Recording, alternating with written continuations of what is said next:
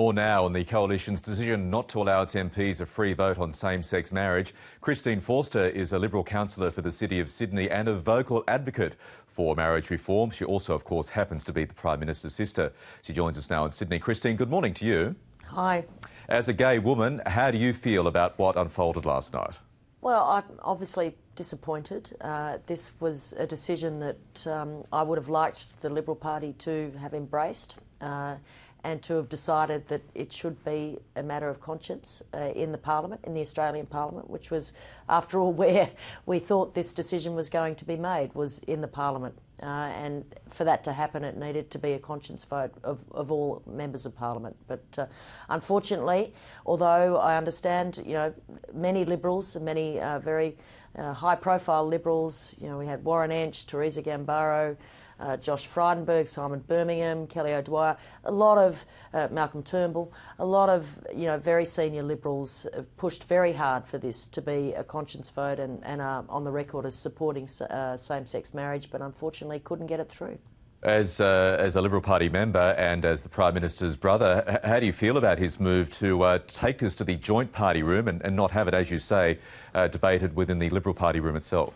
Well, the Prime Minister's view has always been known about this. He's been very upfront about where he stands on the issue. I would have liked to have seen it go to the Liberal Party room. The Liberal Party is a party that was founded on principles of freedom of individuals and equality before the law, and I would have loved to have seen my party that I love and I'm a member of and that I support wholeheartedly, address this question and decide that it was an issue for parliamentarians to exercise their conscience on. It didn't happen, and I have to accept, the party room's decision. But the Prime Minister has come out after that and he's talked about a plebiscite, talked about putting this issue to the Australian people. And if that's what it takes to get it through, then I'm all for that. Let's have a plebiscite. Let's take this to the Australian people. Let's do it sooner rather than later. It wasn't, I don't think, the first choice of advocates for this change, such as myself, because we have concerns about how it would divide the community. But if that's what it takes to get it through, then let's do that. Let's put it to the Australian people. I have no doubt that the Australian people will embrace this reform in the spirit of fairness and the spirit of allowing everybody a fair go. I think that the Australian people will resoundingly back that, and if that's what it takes, if our parliamentarians aren't prepared to make the decision, then let's do that. But before that, and given how passionate this debate has become, would you like the Prime Minister to allow at least a vote on that private members' bill, which is due to be introduced into Parliament next week?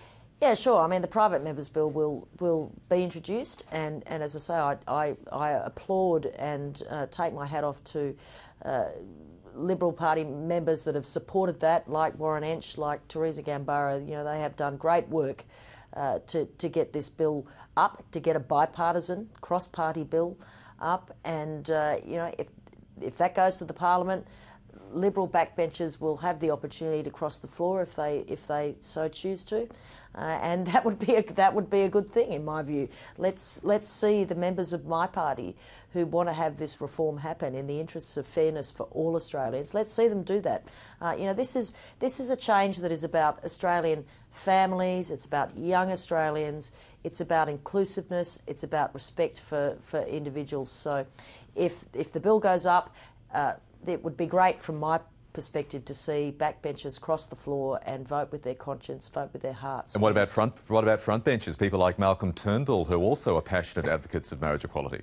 Sure, but the rules of the party room are that frontbenchers have to toe the line.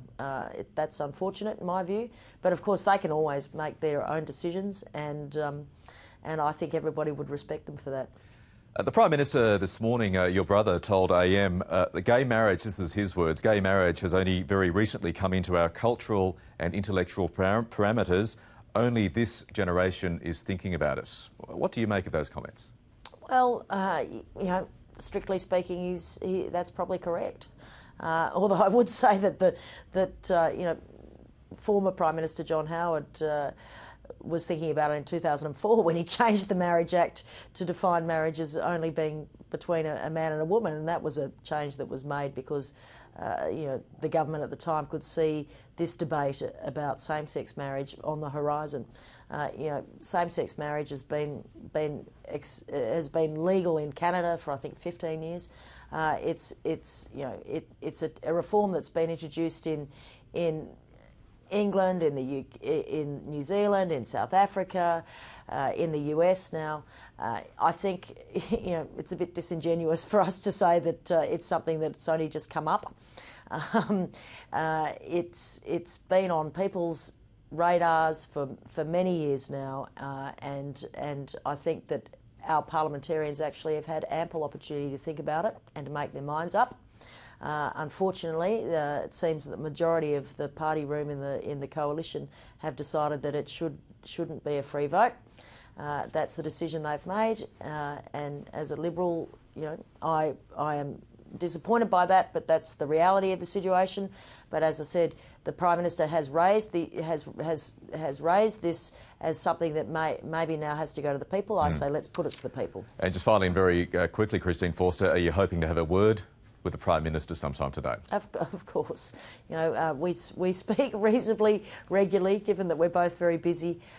This is obviously something that is close to both of our hearts, and it's close to the hearts of many Australians, and I just wish to see that we get some movement on this sooner rather than later. Christine Forster in Sydney, thank you very much for your time this morning.